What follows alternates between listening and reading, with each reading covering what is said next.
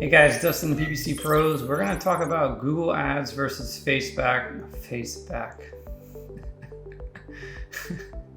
going to talk about Google Ads versus Facebook ads for tour operators. So let's talk about some of the key points, the differences, the benefits, where one works better than another or just differently than another. I wouldn't say always better. But let's just talk about it. First off, is probably the most obvious thing, which is search intent, which is really high intent, versus display, or getting more like display ad coverage versus Google search. So for Google Ads, when it comes to tour operators, if you're not doing Google Ads for people looking for your tours and experiences in your market, I wouldn't say you're crazy, but I'd say you're missing out. That is the most targeted traffic you're going to get. If you're doing any kind of SEO, you probably already know this. That's why you do SEOs, because people are searching for what you have to offer at that exact moment, and they're going to Google to find it.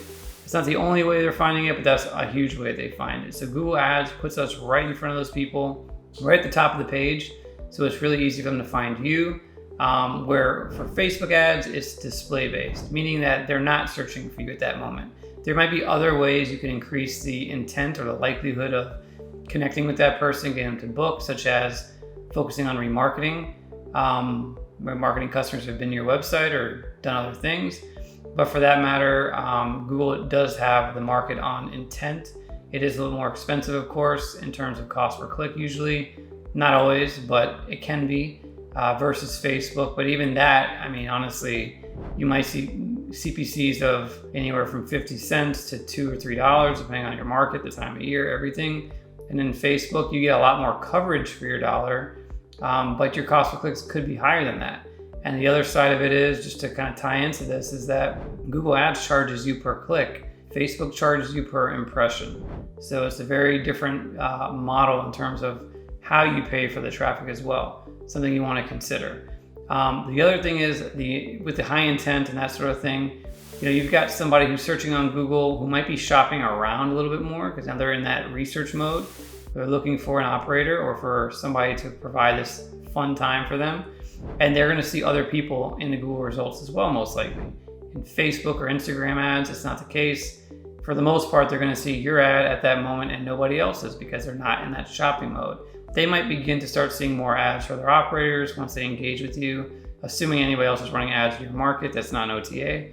But a lot of times you have a little bit more of an exclusive attention span when it comes to competitors on social media than you do on Google Ads.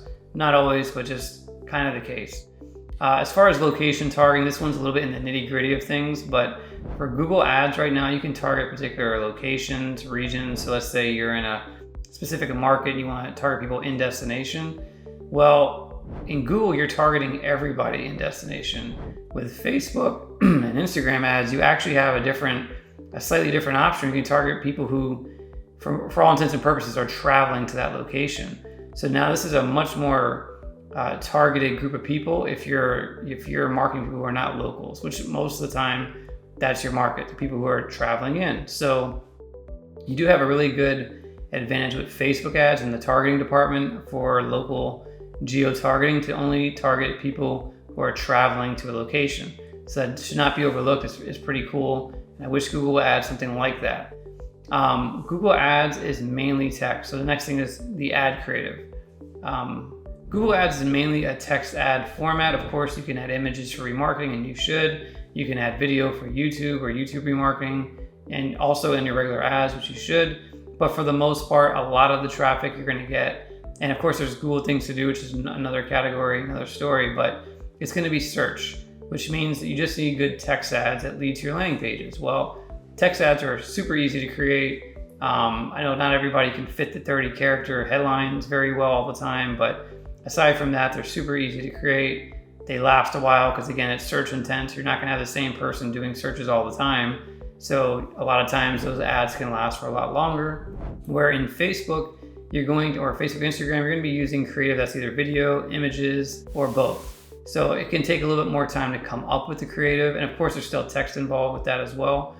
To write the ad, for it to go well with the content. If you're doing display, again, it's a little bit easier to get to banner blindness if you're getting the same market, same group of people over and over again for a while.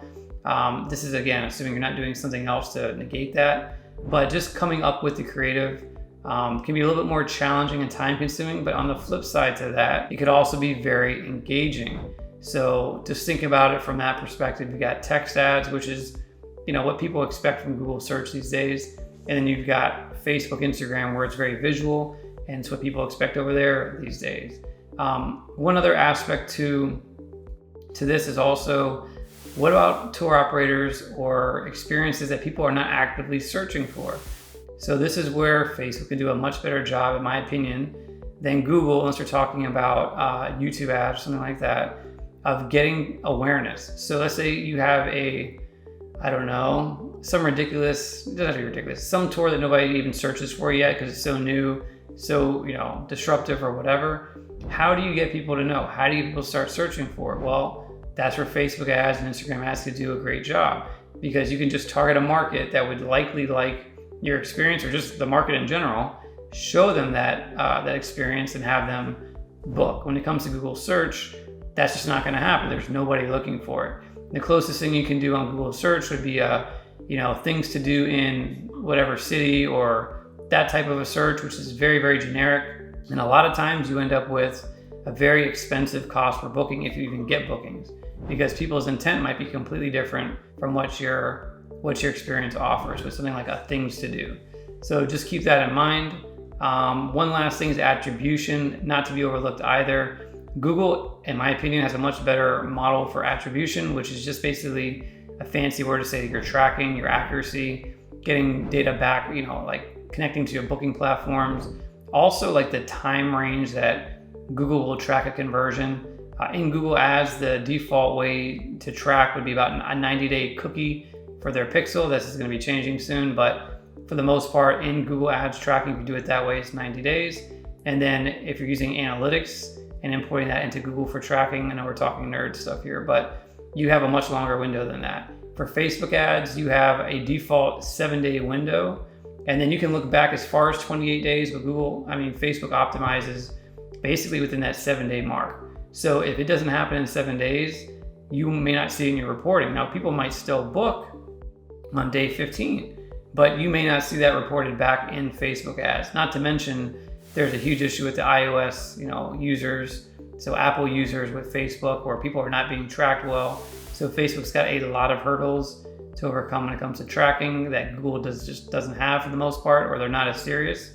It doesn't mean you won't still get the business from your Facebook ads that you'd want. It just means Facebook can't optimize toward it very well anymore, and you won't see it in reporting, which means it's probably always going to look worse than it is, or be worse than it is. So that's, or be worse than it, look worse than it is, or it could be worse than it would have been if Facebook had a way to optimize properly for it. So just a couple things to consider. Am I saying to do one versus the other? Not necessarily. Just understand what you're doing. A lot of times we'll run a Google Ads campaign for search, and we can use Facebook and Instagram for remarketing, because now we've already identified the intent for those people, and we can remarket to them in a more visual way outside of Google. And you can do that for people who don't book. You can even do it for people who do book, because they're more likely to share your experience with their friends and say, oh, look, this is what we just did. And they're tagging friends and they're leaving comments, and hopefully they had a great experience with you. So it can build up the social proof. But I would say that if you're thinking about what ad to run for what purpose, for business today and for really highly searched things that are very well known, Google Ads can win. If you're looking at, reaching a bigger audience with what you have to offer, and maybe you're not as concerned about tracking it, you want a little more brand awareness, doesn't mean you won't get bookings from it, just means you may not see that they came from it. Facebook ads, Instagram ads can be the way to go. And that's my opinion. As far as budget goes too, you're gonna typically need a bigger budget for Google ads versus Facebook ads. Not always the case again, but I say 9 times out of 10 it is the case. So just expect to spend, at least 30 to 50 bucks a day in Google ads. You have to know for every experience, but as a common rule of thumb, depending on what you do and what time of year it is, at least 30 to 50 bucks a day. If you're on Facebook and you're just doing something simple like remarketing, it could be 10 bucks a day just to remarket. So it could be less, could be more, it depends how big your audience is. So anyway, those are a couple factors I wanted to share with you on the Google versus Facebook ads thing. I'll do some other videos a little bit deeper into both most likely, But I hope this was helpful, and take care. God bless.